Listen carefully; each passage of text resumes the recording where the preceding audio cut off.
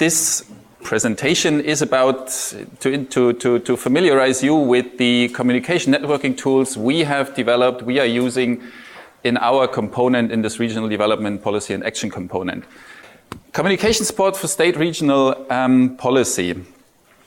For those of you who may have come across one or the other of our tools that may look a bit like public relations, that may a bit look like awareness raising, well, all these terminologies which are flying around, we have decided to use the term communication here, and that shall be the center of what we are presenting you, because our target audience is fairly defined.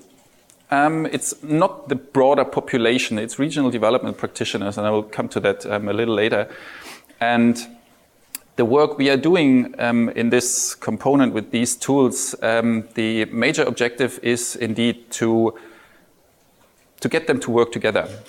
So it's not so much about telling other people in the outside world or wherever about what regional policy is and wherever the latest trends, but it's the main objective is really to make them work together, to exchange, to learn from each other, to deliver new information to the practitioners in effective mode. So this is why not so much public awareness, not so much public relations, whatever. Communication is what we understand is at the core of this, these tools. Little flashback to theory. Our component comprises these 7 tasks. Our component, our work, 7 tasks, which for us are the elements of regional policy. That's, of course, the legal background. That's the institutional setup, institution building, capacity development, all that stuff which you're also dealing with. And then it's a lot about concrete projects, projects to be developed, identified as a result of regional development strategies, the financing of the project, the management implementation of the projects. And the last 2 tasks we have in our work, they focus on, well, evidence-based policy making, evaluation, so everything which is about data, and there is this spatial dimension, but that shall not be at the focus of today's presentation. Theory flashback part 2, our target group. Again, as a reminder, I think we have communicated at several occasions. Our target group is practitioners at the national and at the regional level. We are not working directly with the local level in the first instance. They are our indirect target group, so to say. But our target group really are practitioners, civil servants, decision makers at the national level and at the oblast level. Now, the communication work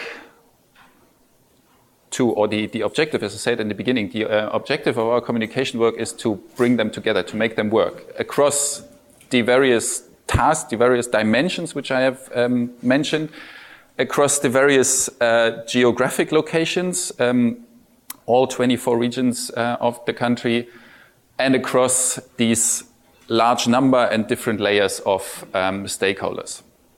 So again, that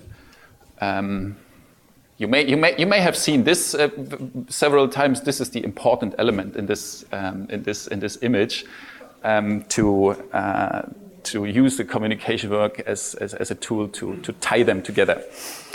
Now, what tools, what instruments are we using for this communication work? We have, and I will introduce them in detail. We have a lot of online-based technology, sophisticated. Kostya is, again, active, working the camera, the 2 cameras, the photo cameras, the video camera. That's a very central element of our communication work. We use this for online conferences. We use that for distance learning. We have set up a range of groups in Facebook. And then there is the maybe a little more traditional or paper-based, or call it whatever you want, magazine, printed edition, shorter formats, information bulletins, which we are disseminating via the internet, but also in printed format. Two short thoughts on the principles which we have applied when developing and applying all these tools. One principle is that we strongly believe in technology. Some of these pictures may appear overly optimistic, but if you compare the situation in Ukraine with many, many other countries, then it's fair to assume that the target audience, our target audience, can be reached relying on the internet and electronic media. And whatever statistics you may know, or whatever individual cases you may have seen where the internet does not work, or where the computer is outdated, whatever, of course, all that can be found. But Alexander, correct me if I'm wrong, or colleagues, correct me if I'm wrong. I think the experience shows that we do reach our target audience by way of, or heavily relying on technology. Let's jump into the tools, the individual tools. I already indicated this online-based dissemination and communication channels. And I have also pointed at the camera already, and we have the camera here today as well. And some of you may have seen what looks like a TV studio in this House of Decentralization. A very important backbone piece of infrastructure is this, correct me, IPTV it is. In simple words, it's like Skype, just better. It allows to connect up to 100 participants. It also uses the internet. And this technology allows to connect, and a screenshot shows a large number of participants at conferences, meetings, which we have held, where one part of that discussion was located here, and the participants have joined this online conference event based in the regions of Ukraine. In theory, they could be located anywhere in the world, but most likely participants will be found somewhere in Ukraine. When this was a tool for online real-time transmission of information, the same technology can be used to record seminars, trainings, consultations, to store them on the internet, to make them available for view at any time convenient for the user. These pictures try to give you an idea of a one-on-one consultation training. We do also use the technology to record a lot of meetings and conferences with the same purpose, to make the information available at any time convenient for the user if that particular user was not able to join that event in live.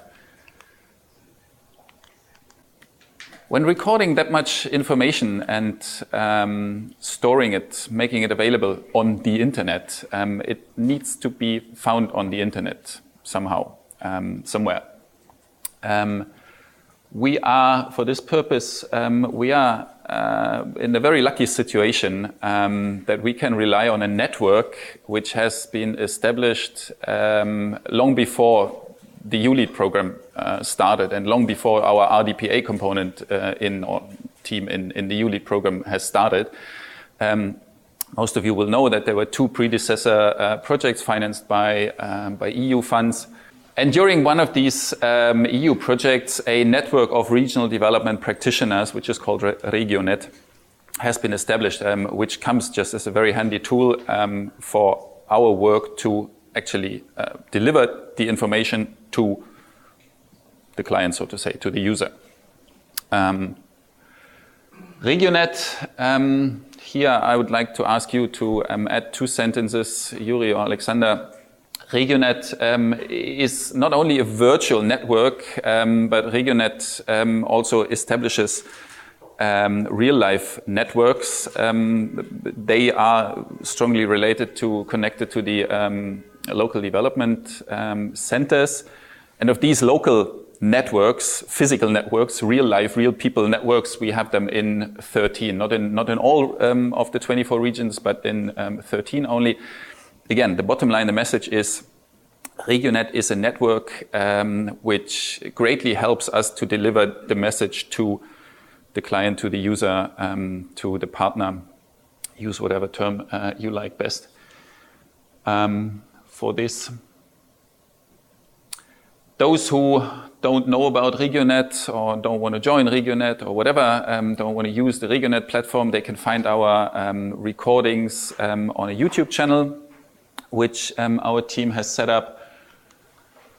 And we are making heavy use of Facebook groups. This is screenshots of just 2 Facebook groups. There is a 3rd one already active, and I think to have understood that 2 more are in planning. I mean, there's no need to introduce Facebook. We can afford to set up groups for specific audiences with little effort, making it attractive for the 3rd group, which is not shown here. Is on rural development. Someone interested in rural development may not be interested in spatial planning. So there are Facebook groups for very specific target audiences. At the example of these 2, you see that there are more than 1,000 members of this Facebook group. And again, a detail for which I would like then Alexander to say a little bit later on. These are not mörtve dusche, they are pretty active participants. Electronic media, hard copy media. Again, some of you may have seen this already. Another tool to disseminate the information is, that's photo shooting timer. Another tool to disseminate the information is this journal, which we publish on a quarterly basis. Again, this is a product, a tool which has been started a little earlier than RDPA and ULEAD has started. I think this is the 4th edition, 4th or 5th? 4th. It's the 4th edition already. So everything we can show you today, or many of the things we can show you today, they look back to a little history already, which is what brings us to the fortunate situation that in this work we are already quite, we have progressed already quite significantly. This wonderful journal is not an accidental compilation of articles. The strategy for this journal is to combine, well, typical analytical information. You see some well-known people here. That was an article which shared the information about the current status of decentralization, which was presented at this event in July, was said shortly before the... in addition to this analytical information, we include a lot of reference information, just addresses, help people, all for the purpose to help people find each other, to get into contact, to get to interact. And it also contains some success stories, very practical tools of what has been achieved, what had been put to use, what successful examples have there been. We can show you one such example, which is in exactly this issue a little later during the presentation. It's in here.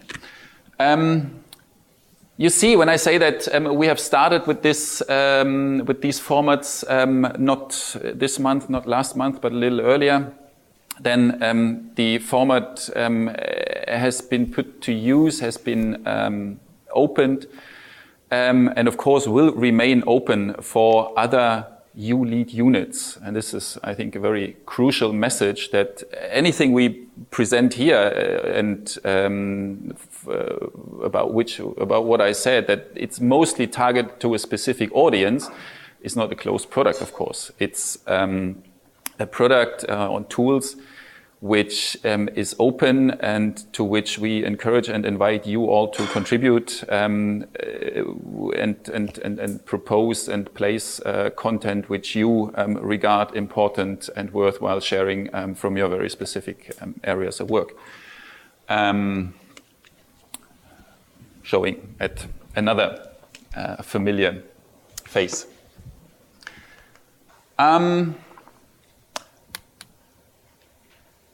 A little more background information of how we disseminate actually this journal, because what we are not doing, as maybe a typical pattern in other donor finance projects, there's a bag of money and then you print a number of these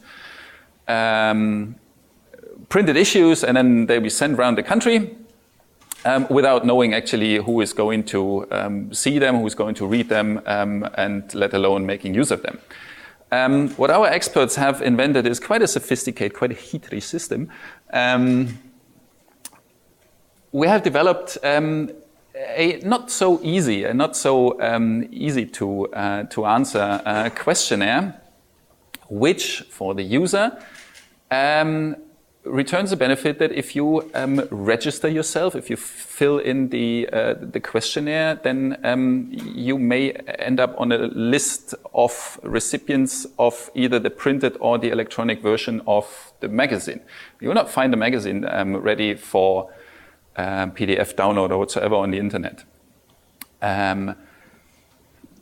Doing this, of course, you all kind of know the system of these bonus cards which they apply in supermarket and stuff. So we have something to offer, but we want data, we want the information, we want to get a more comprehensive picture of how does our target audience, our stakeholders, how do they look like? What people are they? What exactly? Where exactly are they working?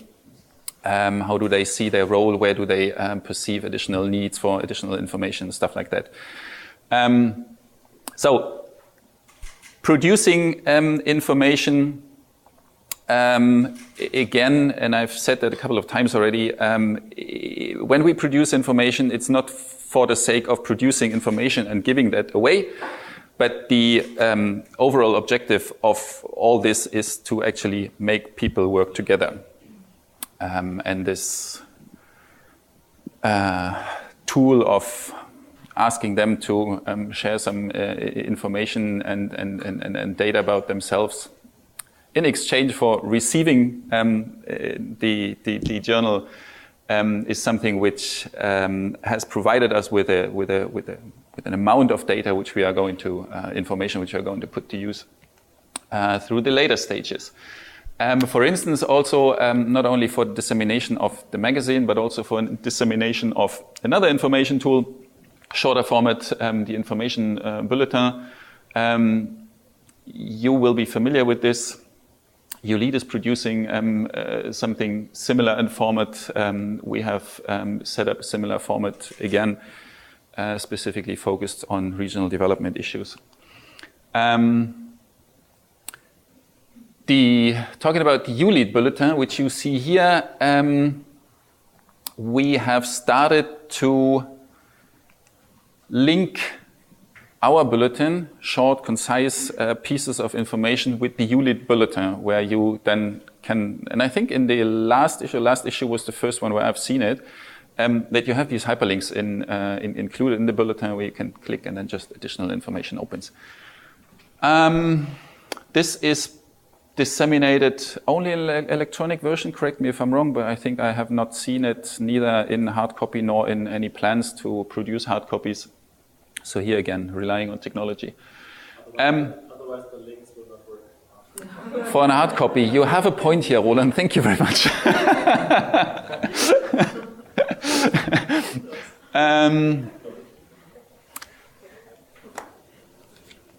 I have mentioned already the success stories. Just to give you one example of what is in the magazine.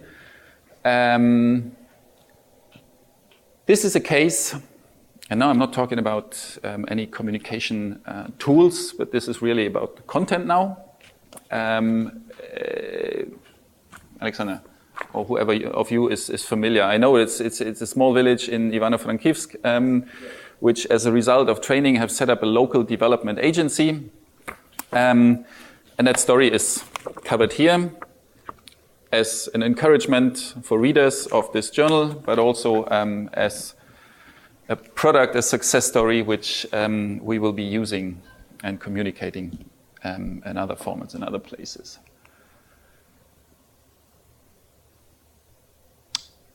That was the presentation of what we have done so far, what's underway. Of course, this is not the end of the story, not the end of the pipeline, not the last issue in our plans. Having some 2 more years ahead, seeing the need for additional instruments to complement this picture. One thing which we want to do is to make these video recordings, those ones, especially those ones, trainings, consultations, master classes, call them whatever you want. So far, you can find them on the internet, but you have to know what to look for and where to look for. What is in our plans is to make them better searchable, so to tag them. And if the resources allow to add the, how's this called? Transcription. Well, to have the... Exactly, and what's the English word for that? David? So, to increase the usability by moving from you have to watch a 45-minute video in order to be lucky enough to come across the information you want to, the answer to the question you want to have, towards a system where the content is kind of described, is taggable, is tagged, is indexed, so that you can jump to whatever the issue which is of interest for you. Also, to, both to make it better usable as well as to make it better searchable, to find it in the first instance. Another item on the agenda on our plans is the regional policy branding. We have that in our work plan.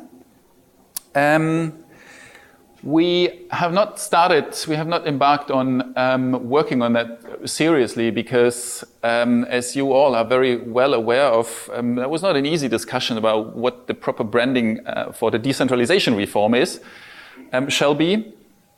And somewhere in this complex issue, we may need to find our place, we may need to find an answer of whether regional policy requires its own branding and how this branding should look like. We don't want to go into details here. It's just to mention this one issue which is still on our agenda. A branding policy for the regional development policy could be something which will be picked up. The similar question applies to the website, a regional development portal. Again, whatever the format, whatever the name in the end may be. So far, those of you who have been who have watched carefully have seen that there is RegUnit, there is a YouTube channel. All of this is not really serious. It's not our own kind of platform in the internet. Similar to the branding issue, we have that in the work plan. We want to think about this. At the same time, we are very much aware that there is not much use in setting up our own website when there are other websites, larger websites, more familiar websites are out there. And the question just is, what is the right way to place the regional development specific content onto the, say, decentralization gov.ua or whatever website there might be out there. But this is certainly something which is high on our list of wishes and priorities. That was about it. I hope that we have given you a brief overview of the communication tools we are using to the end of facilitating, establishing this exchange, peer learning, communication network for regional development practitioners, which, and this is what the right hand picture shall symbolize, of course, is not an easy path, and there's a constant struggle to keep it running and to keep it flowing. Now, I have promised to introduce the members of our team, those who are here. Can briefly wave their hand. Alexander Dudka, Yuri Tretjak, Sergei Maximovich, Vasil Filyuk, Slava Toporov, Kristina, Natalia Lukashenko, Mariana, anyone else? Olia is here. Finance is very important. No, the experts are now ready at your disposal to answer whatever questions you may have. And as Roland said in the beginning, the idea of the brown bag lunch is not to listen to an endless presentation, which maybe, you know, it's also to have some space for exchange, communication, questions. That's why, welcome.